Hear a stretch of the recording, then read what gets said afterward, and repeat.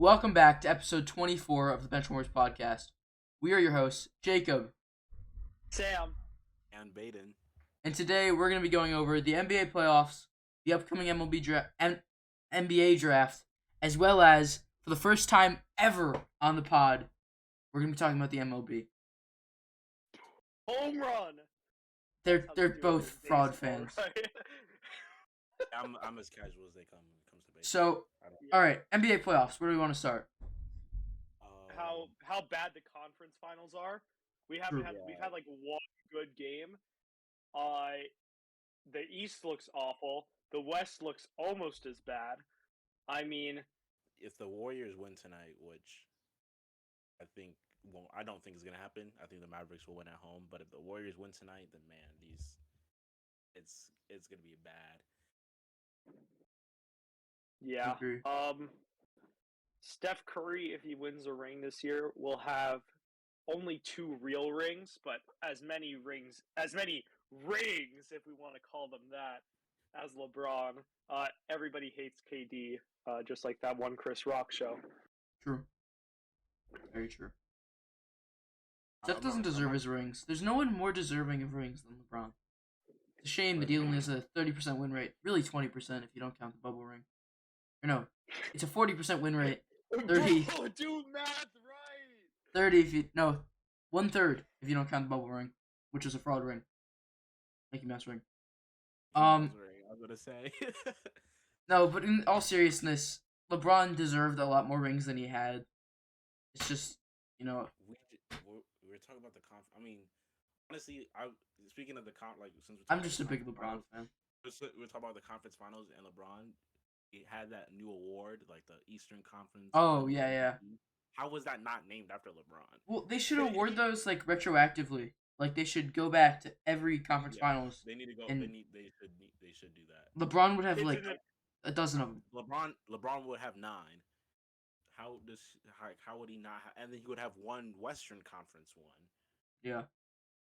Kids in the future are like looking back and they're like, "How is Giannis Antetokounmpo not the GOAT? He has 15 Eastern Conference MVPs." It's true. Like it's another stat that's gonna complicate greatness debates because it's something that like LeBron wasn't eligible for the first 17 years of his career. Yeah. 18 or 19 now, I think. I think he's entering year 19. Maybe even 20. Oh, year 20. He's going to year 20. God, he's so good. We have to stop talking about LeBron, man. We all love LeBron, but this is not about him. Let's see. So, I guess we'll start with the West. Luka Doncic, is him. He is single-handedly carrying this Mavericks team to greatness. Let's see, what is he averaging in the conference finals? Points, it's like 30. I think it's 31 because he scored 20. It was 20 in game 1 and then 42 in game 2. And he shot 30% in the first game. Like that was horribly inefficient. He still dropped 20. Yeah, I mean he had 18 in the first half, so like he was clamped in the second half. Yeah, thanks to Andrew Wiggins. But Andrew Wiggoat. I don't know how they lost that game 2, man. That's gonna come back and haunt them. When you get 42 from Luka, 31 from Brunson. Then like Reggie Bullock couldn't miss. Score like 21. That second half was not good. Yeah, really that fourth quarter, or I guess late third, early fourth. All-star starter Andrew Wiggins finally living up to the all-star starter ballot. Not even close. He gave up 18 in the first. I guess probably wasn't. That was probably a halftime adjustment. Yeah. What else is there to say? Stephen Curry is still very good at basketball. He is still that guy. He hasn't lost a step. Like, he really hasn't. People assumed he had because he had, down years in 2020 and 2021. But, like... 2021 was not a down year. Sorry, I meant 2020. Yeah, no, that's when he... 2020, I guess that was because he broke his arm, I think, or broke his hand. Like, Steph is... He's the exact same Steph as 2016, 2017 Steph. there's no noticeable difference. There's no drop off. It's worrying, really, because they haven't lost any talent besides KD, and they've gained, They Jordan didn't need it. Poole. Like the way the Warriors are built is like the dream scenario because you have Steph, Clay, and Dre, and with that trio, put anyone around them, you're contending Yeah. for a championship. Then they still have all these young, talented pieces. So not only can they, win now, they're also set for the future. Yeah, Yeah. Jordan Poole, Jonathan Kuminga, Moses Moody, James Wiseman, who is still in the G League, number 2 overall pick 2 years ago. Technically, still Wiggins. He's only like 26. God, he feels way older than that. The Like, Cavs. it's crazy to think he was. Oh yeah. It was crazy to think he's drafted in 2014, 7 years ago, and he's still only 26. I mean, that's. You probably was 18 or 19 getting drafted. Wiggins probably played had one year for the Cavs, right? Didn't Zero. play at all. Zero. He never traded. played. He got traded. traded He got in that traded Andrew immediately Wiggins. to Kevin Love. okay. Kevin Love, sorry. I thought that was 1 year later. I guess I was wrong. Imagine having back-to-back first round or first overall picks and trading both of them for Kevin Love. Basically, what they did. It was Wiggins and Anthony Bennett, who greatest Anthony player of Bennett. all time, right there. Speaking of Cavs draft misses, 2019 draft, 28 was Jordan Poole, or no, 29 was Jordan Poole. 27, 2 picks earlier, the Cavs selected Dylan Windler. So, that's something to think about. Actually, hold on. This brings me to And then wasn't it like the pick after Jordan Poole was Kevin Porter Jr.? It might have been. This actually brings me to a topic of conversation, which is Jordan Poole. Jordan Poole, I feel, while a good young player, is not as great as they make him out to be.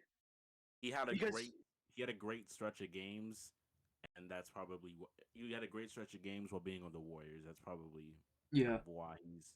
The market is definitely. I'm not gonna put him. I'm not gonna say he's overrated yet, but people definitely, I think, take the Jordan Poole hype a little too far. But he's so it's like the Joe Burrow hype. I think it's a good comparison. No, Joe Burrow deserves all the hype that he gets. Absolutely, because Joe Burrow has proved himself. Yeah. I don't know. I think there's a lot of comparisons that you could make. His first full year starting, he took his team to the Super Bowl. Just saying, Yeah. I don't know. But Jordan Poole, I think, benefits greatly from having the two of the greatest, if not the greatest, shooters of all time. The two greatest. Not only does he have, the second best shooter of all time in Steph Curry. He has the best shooter of all time on his team, Klay Thompson. Right, we're gonna move on. We're gonna move on from that, Sam. We're gonna move on from that, Sam. No, yeah, we're gonna ignore that. Draymond Green also, by the way, now has more threes than Dirk Nowitzki in the playoffs in less games. I didn't realize it was in less games. No, it's like in 13 less games. I thought he just had played way more playoff games. That's really weird. No. I also saw a stat that the Warriors have they obviously have by far the most playoff wins since 2015, and the Cavs are still second. LeBron, greatness. I'm actually surprised the Bucks aren't 87, and the Cavs are 55, something like that. 87, Jesus. That's.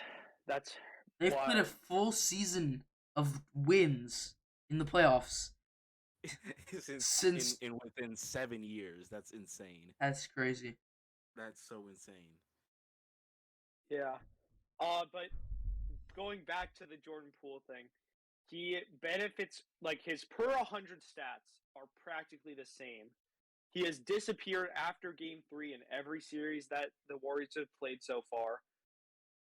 And he has this cycle where he plays one good game, increased defensive spotlight, and then he starts playing normal again. The Jordan Poole cycle. Yeah. It's just I guarantee you, actually, I'll tell you this right now. There will be at least one top 100 players list that puts Jordan Poole over Jarrett Allen. I would put money on that. So wait, that's too far. But it's the kind of thing that could happen. It's the exact kind of thing that'll it's just the happen. type their play styles. Jared Allen isn't purely based off his play style. He isn't you know, wouldn't think of him as an all-star, but his impact is all-star level. Yeah. Jordan Poole is pushing it, but he's also You take Jordan Poole off that Warriors team, they still make the Western Conference Finals. Yes. You know, you take Jared Allen off the Cavs team, you saw what happened when that happened. we literally saw what happened. They went from the third or fourth seed, missing the playoffs. Probably at least a second round team. That's also something I have to say. Jared Allen and Evan Mobley led the Cavs to the third best defensive rating in the entire league, and combined they got 14 all defensive votes. And didn't Allen only get like one? Allen got one. We got recency biased. Mobley got 13. Yeah. Those 14, that's insane. Hold on, I gotta pull up the all defensive teams. I also had an issue with DeJounte Murray not making one. That's crazy. Like, I don't know. I think he was a second player in like the last 2 decades to lead the league in steals and miss it. Obviously, steals are not everything, but Murray was still like he was still to me a top 4 guard in terms of defense. Okay. I haven't really He thought led about the that league. much. He led the league in steals, or he was like second in the league in steals. He led the league.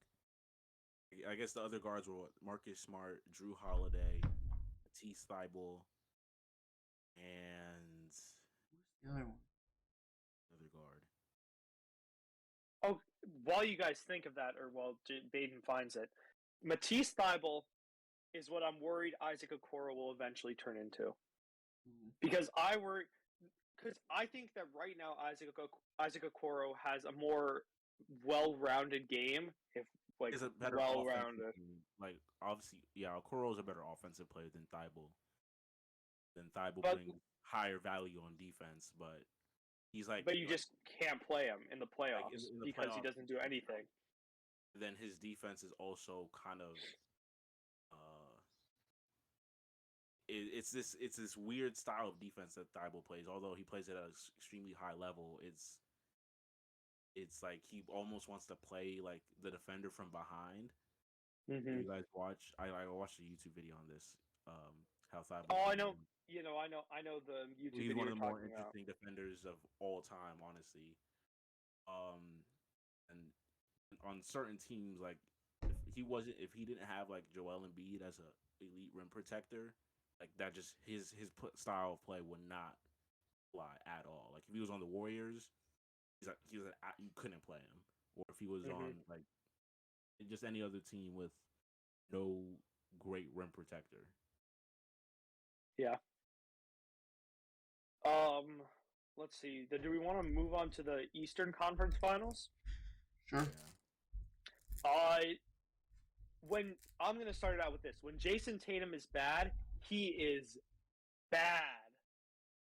Like there is such a big drop off from peak Jason Tatum to like awful Jason Tatum. And he's played awful Jason Tatum quite a bit. Like, obviously, he's still one of the best players left in these playoffs. He's the best player on that Celtics team, and I don't feel terrible about saying that. No, yeah, that's true. But he's had multiple games where he's taken awful care of the ball, and he's been held to, like, under 20 points, under 15 points at least twice. And it's not...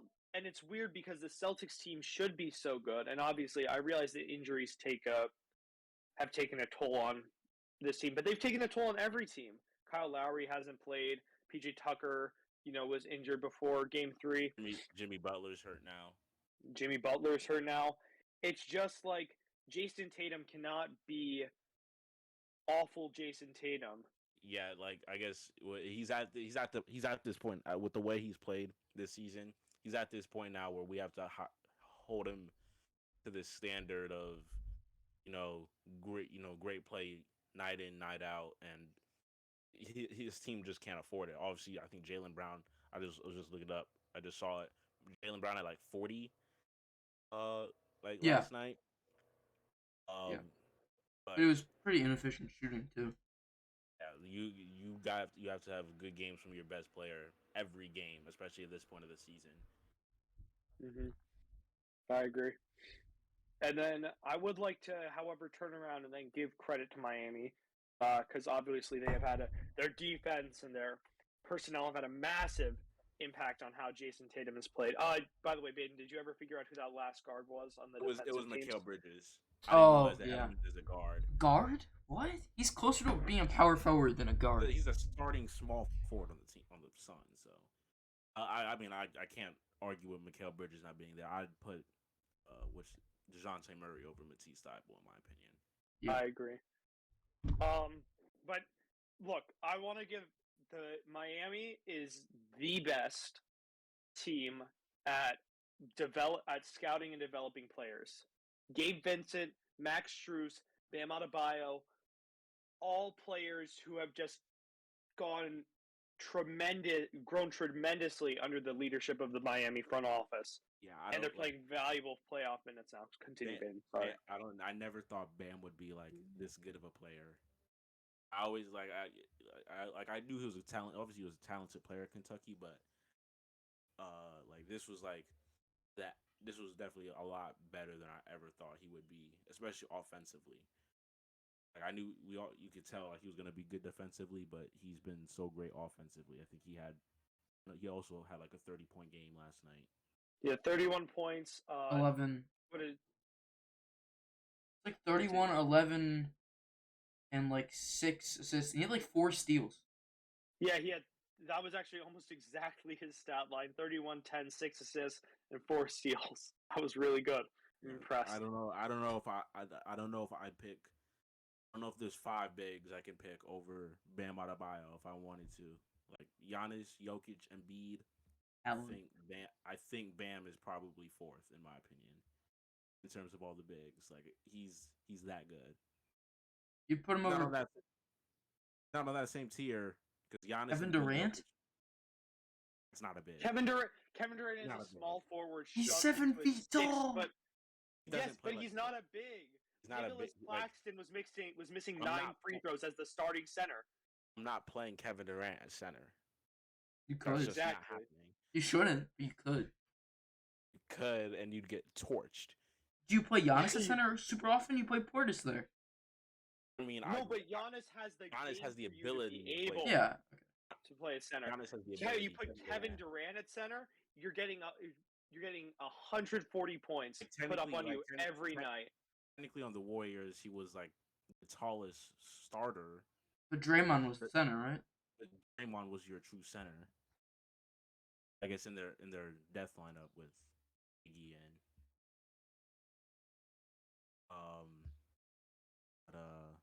didn't he come off the bench?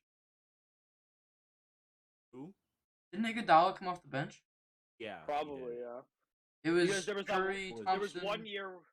There was 1 year where they had Curry, Thompson, Draymond, and whoever their center was. DeMarcus Cousins. There was that JaVale McGee. DeMarcus Cousins. 1 year was JaVale McGee. 1 year was DeMarcus Cousins. And when DeMarcus Cousins got signed, I remember I was like, "It's over." Like, there's no. And then Kawhi won. Kawhi happened. Yeah, I love. Thank you, Kawhi. Sorry, I was doing my Kawhi laugh. I think people forget how good Kawhi is. I'm not gonna lie. I've seen a little bit of slander. Not slander, but like people just kind of forgetting how good Kawhi was. Clippers will be a top 4 seed in the West next season. I could see it. Healthy Clippers, very, very good. I do want to say though, I think Kawhi is going to go down as one of the greatest what ifs in NBA history. Because look, right, he's an all-time great right now. Mm-hmm. But he has lost so much of his career to injury that we're going to look back and we're going to say, okay, well, there was this 3-year stretch where he was developing and he was playing next to Tim Duncan and his greatness was impeded. And then he had like 2015 and 2016. Actually, the breakout. Became elite, and then those were 2017 and 18. Basically missed. Mm-hmm. Then 2019 he was elite. 2020. Then 2021 when he got hurt and missed all of 2022 or exactly 2021, 2022. So yeah, I could. And so at some point you have to look at it and you can say, well, what could have been with those 2017, 2018 Spurs teams, and what could have been if he didn't get injured in the 2021 playoffs, and what is he going to look like when he comes back? And you're going to say, well, where do you draw the line at him being an all-time great if he misses all this time? I don't think he's already proven he's an all-time great, at least in my opinion. How old is he? Like 31? He can't be older than 30. Really? 31 would make sense. I think he's like 30 or 31. No, he's definitely all right. Yeah, let me rephrase that. He's probably 30. 30. He can't be much older than that. 30 years even. Yeah. You could argue that Kawhi has the last non-fraud ring. The Bucks ring, no fans. God, my the Lakers ring, in what no way fans. In what way is the Bucks ring any sort of fraudulent? Where are the fans? There's no fans. Bro, you are such an L right now. You are such an L. I'm sorry. They had all the fans in the Bucks. They did? Yes. Okay. Do you not remember the Valley Oop? Like, is that what they're calling the Drew Holiday to Giannis? No, that's the DeAndre Ayton, the buzzer beater. Remember that? Oh yeah, I do remember that. Oh, and was it the Clippers series? I think so. Yeah. That was a game winner, right? That was beautiful. That was my favorite part to watch. I'm not gonna lie, Giannis had two of like the top 15 finals moments of all time in that series. When he had he caught the lob from Drew Holiday in like Game 5, I think. Yeah. In Game 6, his block on DeAndre Ayton. Those are some incredible moments for sure. True. The block is number one. The block might be a top 5 moment of all time. I'm not gonna lie. Might be. Easily. Oh, he's talking about the LeBron block, not the Giannis block. Oh, of course. Oh. I thought you were the Giannis block. Giannis might be, that block still might be a top 5 moment of all time. I disagree. If you say LeBron block, no order though. No, LeBron block, Kyrie shot, Ray Allen shot, Michael Jordan shot, Giannis block. That's fair. Look, Michael Jordan did God's work in 97 and 98 when he prevented Karl Malone and John Stockton from getting rings. I don't know. I think Karl Malone and John Stockton, I don't have a problem with them. I think both of them. There's issues with the both of them. One more than other. One more than other. One more than the other. Stop saying. Don't say anything. Legitimately apologize right now. I apologize. I should not have said that. That was a dumb joke, and I'm sorry. Thank you. Those are bad people. Yes. Thank you. They are. But yeah, let's move on. Anyways. Let's. Prediction. I say we wrap this up. Predictions for the series. Oh yeah. For both the series. All right. I'm gonna go Heat in 6. The Celtics are not like that. The Heat are, and the Heat are going to the finals. Hashtag Heat culture. I love it how we were talking about how the Heat are the Titans at the beginning of the playoffs, and they proved us wrong. They proved us. We're sorry. So We're sorry. We're so sorry about saying the Heat are the Tennessee Titans. Yeah, I'm gonna pick the Heat in 6 as well. I think they'll win. I think they'll win again on the road. I believe they're on the road. So yeah, I think they'll win again next game. Miami. Oh, you think they'll go up 3-1? I think they'll go up 3-1. Boston wins Game 5 with their backs against the wall. Then Game 6, Miami gets it done. That's fair. I'm gonna say, I feel like we always do this. I feel like we're like Miami's 1-2 and they will never lose again. But I'm gonna go with Celtics in 7. Ooh. I think this is going to be a hard-fought series. I think Jimmy Butler being out is going to make it really difficult for the Heat. Oh man, I just brought my chair down like all the way. And I just think that these teams will have to play football on the basketball court in order to win this series. Interesting. Interesting. Football. I don't look at me like that, Sam. Don't look at us. The viewers are disturbed now. It's for the Mavericks Warriors. I'm gonna go Warriors in 6. I think it's just. I think every home team will win up until Game 6. I think the Warriors Game 6 Clay is a thing, and will unleash havoc against the Mavericks, and they'll win. So I predict. I'm gonna go Mavs in 7. I think Luka Doncic is him. Like, I am ready to. Honestly, I if it goes to 7, I could see the Mavericks winning it. I think the Mavericks probably want to drag this series as long as possible. But how are the Mavericks going to get to 7? They win both of these games at home? They'd have to win all They'd their have home to. games. They'd have to win. They have to do what they did in the Phoenix series, just win their home games, and then Game 7 comes down to what Luka's. And that's is the best. He's the best player left in the playoffs. That's not even a horrible take. That's not. I just think it's interesting. Like, I don't disagree. I don't agree or disagree with it in either way, but I think it's just an interesting take. I think Luka and Curry are on a tier that's different from everyone else, in my opinion. You don't think like Tatum's up there? Don't think Jimmy's up there? If Tatum wins the championship, he's up there. I think Luka is a clear. Like, it's kind of odd because I'm saying that because with Luka has not won a championship. Mm-hmm. I think Luka's just been so. Tatum to me, hasn't been as great as I think Luka has been. If you will, I guess, if that makes sense. That's true. But Jimmy has been that guy. I guess.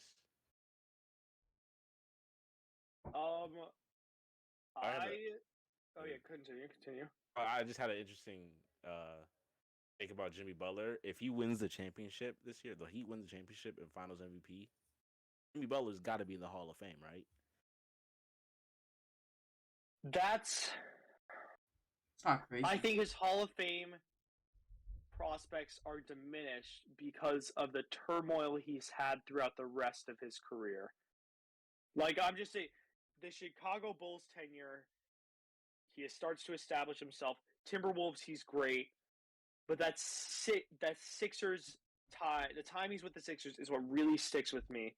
Because that is an insane team. That team was Ben Simmons, Jimmy, JJ, Tobias, and Embiid. That's an insanely good lineup. That's 3 star level players and a 4th close to all-star in Tobias Harris that year. And then an incredible shooter in all time. I'd say JJ Redick's an all-time JJ Redick's one of the all-time shooters. Yeah. That season ended with in Toronto, right? Yeah, that was the shot. That was the cool. And Kawhi really took out that team. The Raptors team was basically it's still the same team with the addition of Scotty Barnes, basically. And the removal. That Raptors team was so deep. It was like Lowry, Siakam, or Van Vliet all could be the second option on any given night. Mm-hmm. And one of those guys are your 4th option. That's insane. So that team was so deep as well. Yeah, I was just thinking about this for a second. Like, it just brought up into my mind. Do you guys remember there was a Cavs game the other year, like a couple years ago? LeBron was still on the Cavs, and Taurean Prince was billed as the top star for that game, and it was like the king versus the prince, and they were and all I can remember in my 4th or 5th grade self, and I was like, that's pretty funny. I was like, is Taurean Prince really that great? That's because was it Taurean Prince or was it? Yeah, it was Taurean Prince. I think so. Yeah.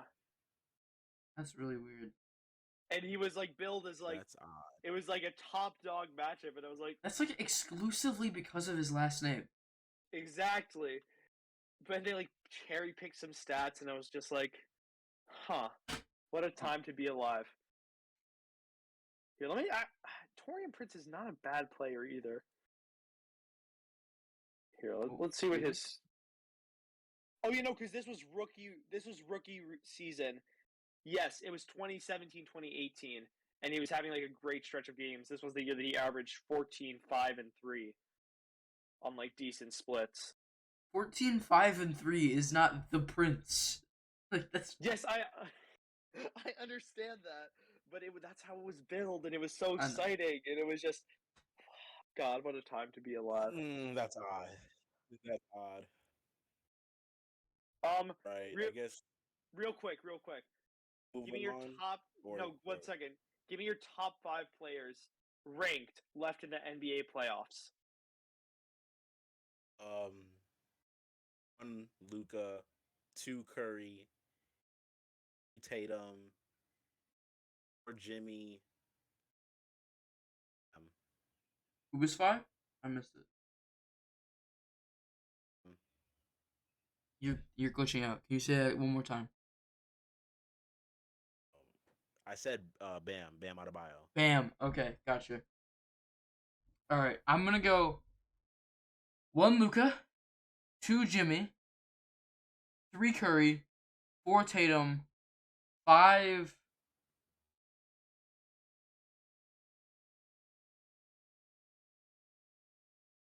And is this so bad? No, this is not ridiculous. This is not ridiculous to say. And then Jimmy over Curry is not ridiculous. No. This postseason. This postseason, Jimmy Butler has had a greater effect on his team's success. Oh, we're basing it over just. Yes. Are we doing Yes. just this post? Yeah, we're just doing just this postseason. Oh. Yeah. And then 5, I'm gonna go. What? All right. I gotta rechange because I thought we were just talking about like overall. No, this is Just this postseason. I'm like. And then 5, okay. I have a couple of options for 5. I could say the best shooter of all time, Klay Thompson.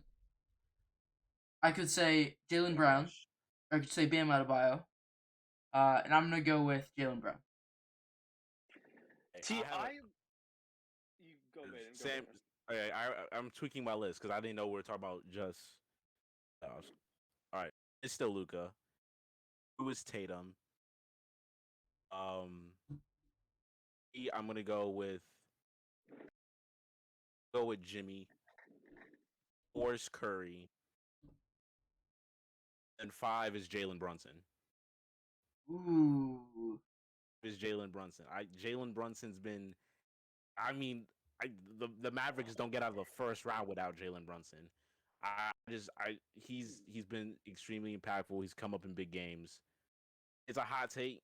It's an extremely hot take, but if we're basing it off just how they've played in these playoffs, Jalen Brunson is 5. That's an L tier list. I'm sorry. I think that is okay. That is a larger L than Jacob I actually think the bigger problem though is Tatum over Jimmy. I agree. I don't know. Tatum has not been that guy since the first series. Tatum has not been at Jimmy's level. Yeah, he had 46 in Game 6 against the Bucks. Are we being serious right now? Okay, that one game, fine. But like, Jimmy Butler has carried this Heat team to an extreme extent. He hasn't had a bad game. Tatum has had objectively bad games. I understand that, but at the same time, the Heat, they literally closed out a series without Jimmy Butler. You know what I mean? Like this Heat team is still really, really good around him, and I'm not even trying to say like there's a major gap. Like if you put Jimmy over Tatum, I can't be mad at you. I just think with Jason Tatum, what he's done, especially on both sides of the ball, he's not really known as a defender. He's known as this great scorer and so great defensively.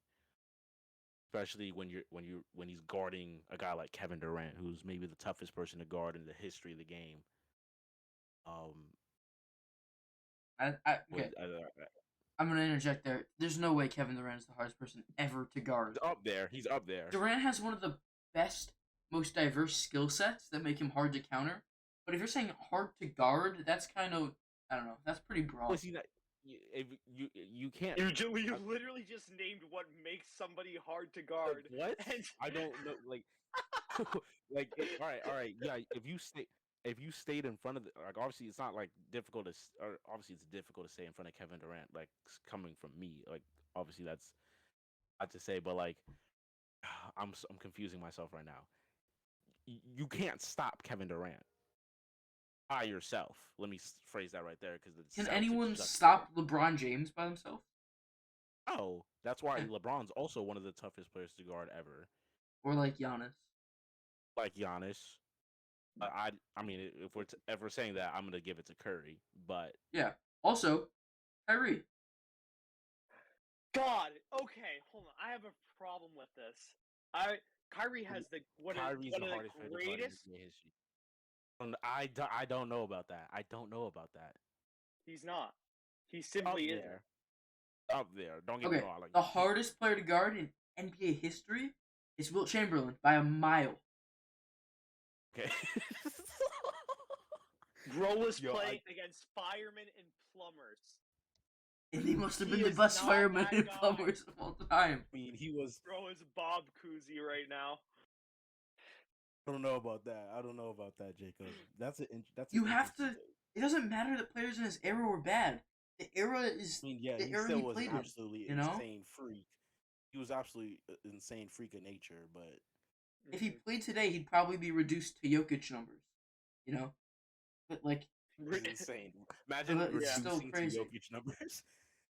Yeah. But I just say I would say I know we're on a tangent. We need to talk about other things, but I would just say Curry just because he's so difficult to guard off ball. He's always running around and just tires you out. That's true. That's why I think he's. Like, This is why. what can Curry do besides that Kyrie can't do? Maybe the catch and shoot. Curry is like significantly better. But other than that, But- Kyrie has everything that Curry has. Yes, and the catch and shoot is exactly what makes him. His ability to shoot That- from anywhere on the literally anywhere on the not even anywhere in the court, anywhere in the arena is why he's way better than Kyrie. Look, you watch the clips with like the 2017 or 2018 Warriors, and you see the Cavs come out to double Curry and they come out to double Clay, and Kyrie can break down a defense incredibly well, but you're not going out to guard Kyrie from the 3-point line like you're going out to guard Curry. And I think that's what makes him so dangerous. And I mean- if in case anybody asked, I'm putting LeBron James as the most unguardable player because of what he can do on the passing side of things. That's true. At his prime, LeBron is a physical beast who can shoot and who will put up 9 assists because you're so focused on stopping him from scoring.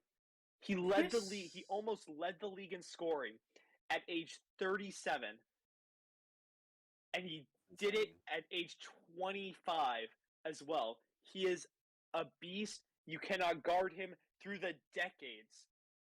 Generations of families cannot guard him. You could throw your entire bloodline, the family tree, all of it. 1v5, 1v10. He's not being stopped. I don't know. I think YoungBoy can guard him.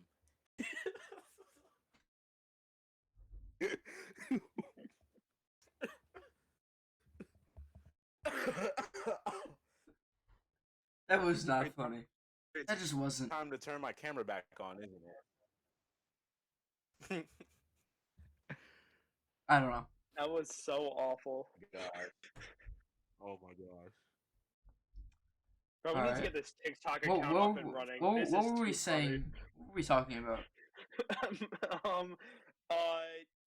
We went from top 5 players, and I think that should probably just end off our NBA segment. Let's just True. stop talking Yeah. about.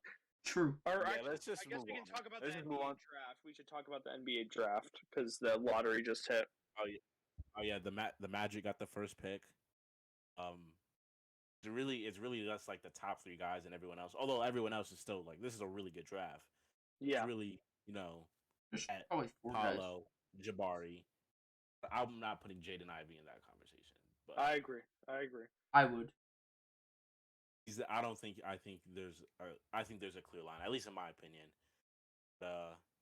I think the line wonder who is after Ivy. That's just me. I don't know. It's gonna be interesting. I hope they take Chet just because of the storyline. They Him should. They will. reuniting with his Jalen best Suggs. friend Jalen Suggs. If I'm the Magic here, I'm going to take Paolo Banchero. I'm worried about Chet Holmgren because I'm worried he might turn out like Greg Oden. I'm worried that I mean, not to put it lightly, but he is a stick. He is just like a twig out there compared to like the centers. Like you're telling me you're going to put him against Giannis, you're going to put him against Embiid on the Magic, and you're telling me that he's going to lock them down. I mean, you have Jonathan Isaac, but Jonathan Isaac has not played in 2 years, and he is pursuing off the court interests that are not so great right now. True. Wait. Oh, never mind. No, never mind. What? Yeah, you know. I don't actually know, but I'll look it up. Yeah, you should look it up. But I'm worried that he might turn out Kristaps Porzingis. That's who my draft comp was for him. I'm worried he might turn out like Kristaps, a unicorn, but like in a bad way. And so that's my concern. So I would take Banchero here. I think Chet has all the makings of a bust. Like, obviously, every bust in history has been regarded as this generational talent. Chet is up there, you know, but he's also like things he said recently. He said like, "Who's the best NBA player in the NBA?" Yeah, I saw that. Like, me in 2 months. He has all the makings of like this guy is not going to be that good. That sounds like a bust. I mean, obviously, we know he has the tools, and no one can predict whether a guy will succeed. Like, truth is, we don't know. But if I were to pick a player right now, and I'm the Magic, I'm gonna take Paolo Banchero. I mean, I guess I'm definitely higher on Chet than you guys are. I think he's just generational rim protector. When you average 5 blocks a game, you're just like absolutely insane. I mean, it's more than just being tall. Like, not every tall person puts up those type of numbers. Mm-hmm. Then his ability to space the floor as well. 39% from 3. That's crazy. That's good. Like, I don't want to hate on Holmgren too much, but continue. And then you also look at more in basketball. It's more about best player available than team fit versus you would more draft team fit in the NFL.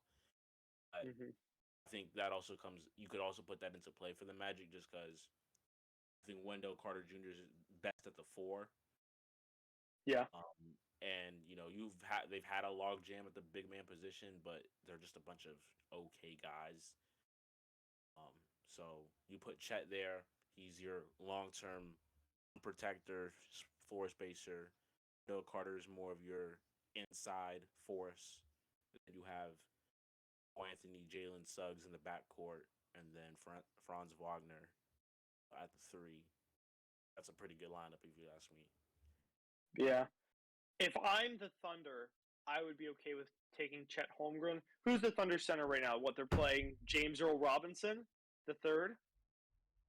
I can't believe I just pulled that off the top of my head. I think we really got to be impressed by my NBA knowledge right here. But as the Thunder, you have an incredible player development team. Harden, Ibaka, Durant, Westbrook. And I think that you're okay with letting him develop slowly, let him adjust to the NBA game, rather than throwing him into the fire like you might have to on the Orlando Magic, who need him to be number 1. I mean, I guess I don't know. It's hard to feel like it's not the same as the NFL. You know what I mean? When I think of throwing into the fire, just because you have to play him. It's not like you can. Yeah. The NFL. You can sit a quarterback for a year, let him develop in the system. Yeah. Used to it. You can't bench a player for a year and let him get that's just not how it works in basketball. So I don't know how much different it would be, but also at the same time with the Thunder, it's like, when is this timeline gonna when are we gonna see improvement from the team? You can't tank all these years with all these picks. You know what I mean? I mean, like, their core is still young. They probably have 2 more years that they can tank before people are coming for Sam Presti's head. Eventually it has to work out. You'd have to I- think. Yeah, I mean, if I'm the Thunder, you'd have to think if the ability is there, go land a star. Not some like 33-year-old who's gonna mess up the entire timeline. James Harden. Like not James Harden, not bringing back James Be Harden, horrible. Kyrie, but like I don't know. I'm just throwing it out there. Obviously, this is just all hypotheticals, but I if don't you have the ability to, if you have the ability to bring in a Donovan, with Shea and Giddy, I don't know if it's Yeah. worth it. No, because I feel like you could run. I like it because I feel like you could run Giddy at like the 3. I don't know how tall Giddy is. He's like I mean, 6'7". He is 6'7". He is like 6'7", but I don't. You can- The defensive side of the ball is where they would. He's Oh, still yeah. a point guard. Giddy's a natural point guard. Mhm. Point guard skills, but and I'm not trusting Shea or Donovan Mitchell to guard a 3. Yeah. It's not like how the Timberwolves 3 guard lineup works. I can trust Patrick Beverly to do that because it's Patrick Beverly. But I mean, I was pitching this idea earlier, actually. JJ and Patrick Beverly should have a show together because they're exact opposites. Like on the playing field, they're exact opposites. And one guy's a defensive-minded guard, and the other guy, one of the greatest three-pointers of all. Yeah, a great sharpshooter. And I mean, if you guys watched the show where he First Take, where he absolutely lit up Chris Paul. Woke up I at mean- 5 in the morning, put on a nice shirt, and went to go attack his greatest rival at his lowest point. It hurts to see people living your dream. I remember that tweet. Yeah. God, generational hater. What a legend. the last 6 years were yours. The next 6 years are mine. That's If a good Curry one. wins another championship, it's gonna be so funny. God, incredible. And then last thing for the NBA segment, and then we can move on to the MLB. Who do you want the Cavs to draft? Oh, guy from Kansas. I cannot pronounce his name. Ochai Agbaji. Yes, Ochai Agbaji. I gotta pronounce his name right. We'll learn it I eventually. want him a wing who can space the floor at a high level, solid defense, but really hits his 3-point shooting that made him one of the best players in the country. I want him, or I want to trade a star player with that pick. Oh, him and like that pick and Colin Sexton or something. Pick Sexton, package it up, be Bradley Beal. You know what I mean? Or God, I don't want Bradley Beal. Yeah. I'd rather stick with Sexton. I don't. Sexton Here's has my not had idea. a year in this new Cavs offense. That's the thing that's gonna be what Cavs that's gonna tear Cavs fans apart this offseason is the Colin Sexton debacle. Contract, yeah. Colin lands if he gets a think what would you offer Colin Sexton? You're the Cavs. 4 years, $80 million. That's the exact thing I was about to say. That's insane. That was the exact words about to come out of my mouth. Coming off whatever torn whatever he had, I'm giving the man. If I'm the Cavs, I'm giving him the qualifying offer. That 1 year, like 17. 1 year contract, prove it. God, no. I would pay. If I'm a team like outside, I'd give him like a 2-year deal. I wouldn't give Sexton a long-term deal. Just because, coming off a big injury, it's just how is he gonna perform? You know what I mean? So here's the thing. I understand that, but I think that if you watch the Cavs games and you watch like the Cavs bench, Yeah, Sexton never sits down. I think losing him would be an absolutely massive blow to this Cavs chemistry. He's he's like one of the only holdouts from the very beginning of this rebuild. He's a team leader. He was a great coach on the sidelines. I think his playmaking will improve. He's a great scorer. I think he offers everything that you could possibly want in a 24-year-old player. on like an up and coming team. I'm just torn, especially just because it's also Karis LeVert as well. It's like you there's no point I of hate paying. Karis LeVert. No, I like Karis LeVert. I just think he struggled to get acclimated. If you're paying Sexton, you're not paying LeVert. You're moving on from him after this. Get him out of here. If you're paying, if you don't want to pay Sexton, then that means you're paying LeVert. And I personally, to me, I don't think either options are that great. Just because I just don't want to commit to Colin Sexton. I don't know the fit with Garland, especially with the way Garland bloomed and the money he's going to command. Garland can get. I would not be surprised if Garland gets $180 million. Like he can command that type of contract. Maybe not that much, just because he's never been on All NBA. Mm-hmm. I mean, he could be this year. The All NBA teams haven't come out. He could be, but I don't think he will. Be more like 140 mil. Then no, but it does seem like he wants to be in Cleveland at least, and I think that's a major positive. I would pay him 180 million. I would pay him whatever he wants, really, because that's what you're gonna have to do to get somebody to stay in Cleveland. You don't have like you're not LA, you're not New York, and you're not really in the position where you trade a player and a pick. You're now cap, heaven. You know what I mean? There's still not that great in cap space. I say give him an MLB style contract. 13 years, $260 million. Okay, Lock it in. You're just insane. the Patrick Mahomes style contract, $500 million over the next 12 years. Dude, NFL contracts, they're going to look back on this era of mega contracts, and the MLB's already doing this. MLB has guys like Albert Pujols, who's like 38 and hitting 200, making $40 million because he signed a 12-year extension in 2008. Signing these guys, they're not gonna be the same level when they're 35.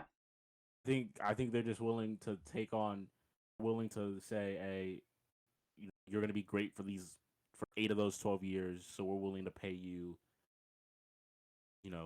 even longer, I guess. The first type of thing that you've seen it like with the NBA is the Chris Paul contract.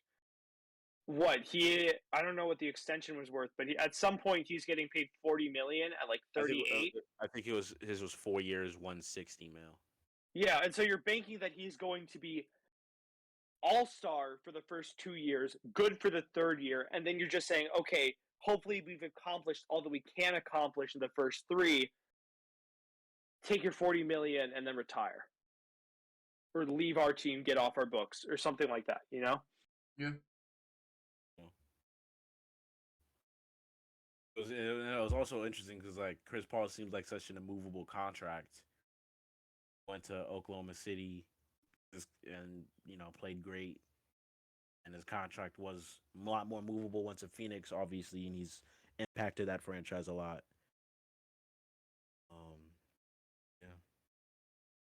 Then Jacob, do you want to head off the start of our very first MLB segment ever? Baden, you want to put your camera back on for this part? Yes, yeah. It is time. My computer's been lagging a lot, so it is time for the MLB segment. We're going to be talking about Cleveland's own Guardians and how they're doing. Do you guys have any thoughts before I go into it? What, they're like 17 and 20 now, aren't they? They're a couple games below 500, yeah. All I know is Jose Ramirez for MVP. True. Is Steven Kwan still having like a Rookie of the Year campaign? No, he's hit like 200 since April or May. Yikes. Yeah. He's regressed beyond the mean. Like a stat. A stat that like the Guardians have like 7 of like the low of like the bottom 30 players in terms of like whiff rate, which is like good. That's good. Yeah. Like when you swing. It means guys don't swing and miss. Like Steven Kwan. They don't. Kwan had this insane streak. Like the first 10 games of the season, he didn't have a single swing and miss, which is ridiculous. Yeah, that's insane. Like when he swung, he hit Honestly, made contact. And when he baseball, didn't, it was a ball. baseball's got to be like, to me, it's like it's such an odd sport because you can't play baseball casually. Mm-hmm. Yeah. Throwing an 80-mile-per-hour fastball is just not. That's not casual. You know what I mean? It's kind of Well, odd. 80 Compared to miles any an other hour is sport, actually you know, kind of just take casual it easy. for MLB I mean, players. Jacob- for a fastball, yeah, it's kind of 80 miles per hour for a fastball is kind of Fastball casual. should be but 90 to 100. yeah, I think, okay, but Juan started off the season crazy. So did Jose. So did Miles Straw. And Straw's in a horrible slump. So is Quan. Ramirez has kept up playing well. Franmil Reyes has not been great. He had like an 0 for 17 with 13 strikeouts at one point. Like, the problem is that our offense is so. Oh, and Josh Naylor's come back, and he's been very, very good. He had another homer today. Our offense is so inconsistent. Josh Naylor's been good. Our defense will probably remain elite. You know, Miles Straw, tied for first in the league in assists. For those of you who don't know what an assist is in baseball, it's when an outfielder takes a ball that was hit for like a base hit and throws out the runner when the runner's trying to get an extra base. So, a guy hits a single to center field, tries to stretch it to a double. Straw says no, no, no, and they get him out at second. So our defense has been really, really good. Jose's having another Gold Glove caliber year at third base. Naylor and Miller have been alternating at first and have been very good. Second base has kind of been a question mark. Is it Ernie Clement? Is it Yu Chang? Is it, Rosario? I don't know. It'll figure itself out eventually. I was actually pitching- I was reading an interesting story actually. I was reading a book about like historic. Oh no, it was an article from the Undefeated, and it was talking about like how great Willie Mays was, and like how his like thumb muscles like right here were absolutely massive. Because what he played, what would this be? It's left field, I think. Yeah. Whichever. It's not. What was Willie Mays? Probably a left fielder or center fielder. Center field. He was a center fielder, and so he just casually he would field it in the outfield, and people would like go round run for third, and like just casually he would throw it, and it would be a bullet. Yeah. And like players would just hold at second because they did not want to test his arm, and so like the reporter went up to him and he was like, "Oh well, how'd you do it?" And then so he just shows like there's like a massive bulge right here. That's crazy. it's crazy. Yeah, just look at me knowing baseball and everything. Andres Jimenez has been having a very good year. Defensively he's been solid. He's hitting like 300. His hustle is unmatched. 300 is pretty good, right? Yes. Relatively pretty MLB good. average right now is like 250. MLB Yeah, average that's is at an pretty all-time low. Our catchers can't hit. Like, that's... we had Jan Gomes from like 2013, 2016, 2017. He was great. I met him. He was like a 280 hitter. He was great. We didn't want to pay Gomes. In comes Roberto Perez. Perez hits like 200, but he hits for power. So he was elite defensively. So it was bearable.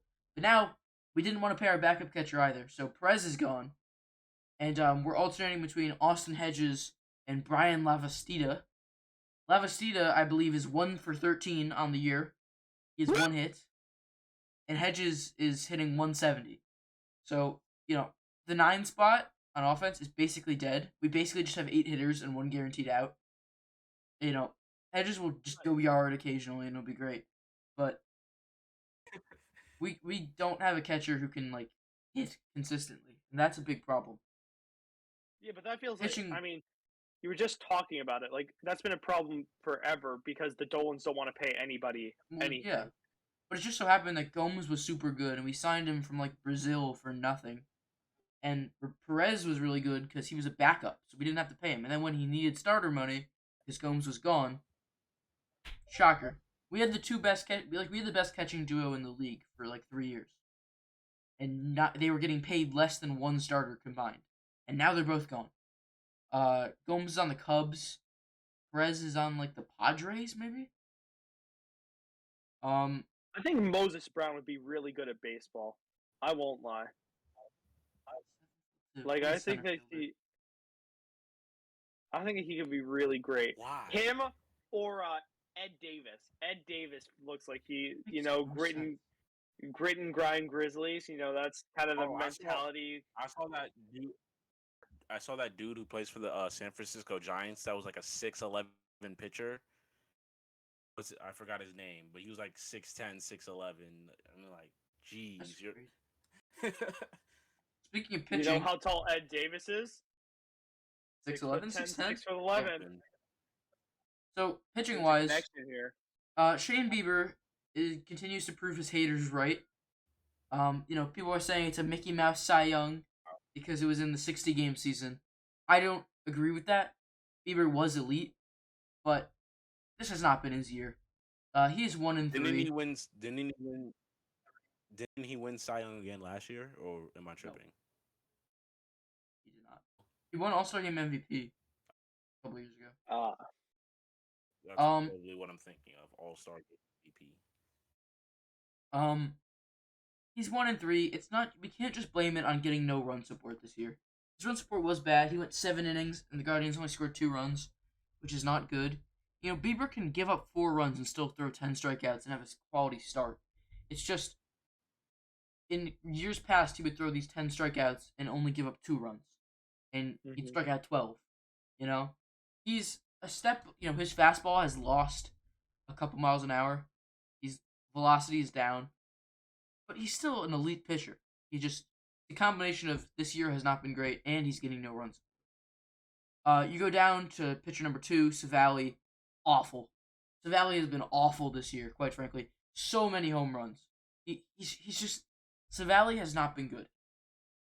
Plesac, Quantrill, and McKenzie have all been actually pretty good. 3, 4, 5. McKenzie remains inconsistent.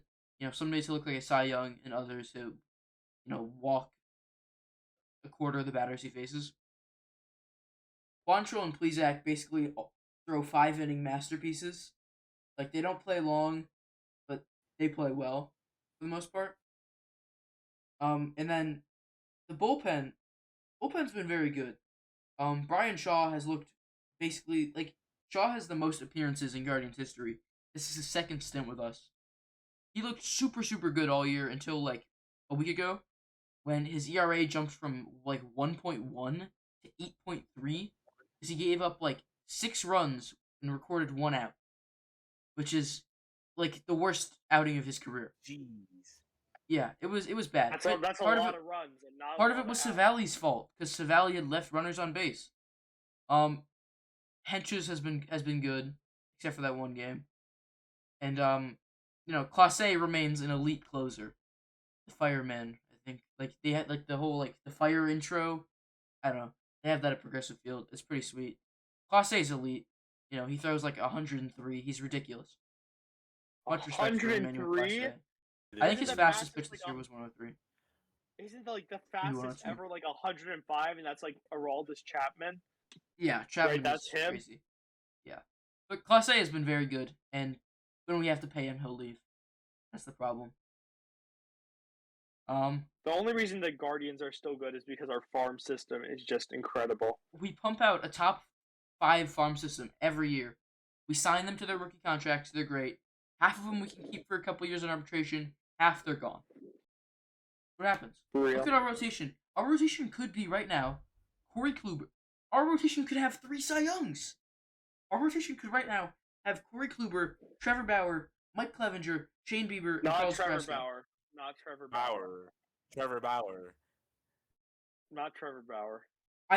Trevor Bauer has done some horrible things. But Trevor Bauer as a pitcher, Bauer in Cleveland, Bauer is an elite pitcher. Obviously, Bauer has some personal issues, and he's in LA now. But Cleveland Bauer was still controversial, the drone pinky incident and whatever. But the point is, the Guardians rotation right now should be the consensus best in the league. But instead, we don't pay anyone, and they all leave. That's basically, if you want a summary of the Guardian season so far and like the last few years, they're good. We don't pay them, they leave, and then we play 500 ball. That's it. Like that's what all they are right now. Relatable. That's the story of my life right there. No context. I think that's where we want to end up the podcast for today. Yeah. I got nothing else to say. Thank you guys for watching. Thank you. Love you. Yeah. We will See you see you guys. in the next one. Bye bye.